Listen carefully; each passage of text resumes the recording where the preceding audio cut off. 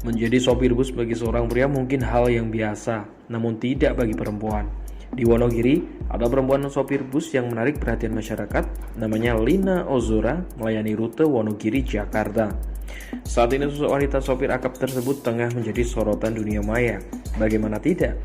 Wanita ini tak sungkan jadi sopir bus dengan wajah cantik yang ia miliki. Sosok driver bus PO Agramas jurusan Jakarta Wonogiri itu bernama Lina Ozora. Selain karena cantik, keputusannya menjadi pengemudi bus antar kota antar provinsi akap yang setiap hari harus mengantarkan penumpang menempuh jarak lebih dari 600 km juga mengundang decak kagum. Sosoknya makin dikenal ketika dia muncul dalam obrolan video sejumlah YouTuber. Sehari-harinya Lina dipercaya mengemudikan bus Scania dengan kode lambung HD003 di tempatnya bekerja.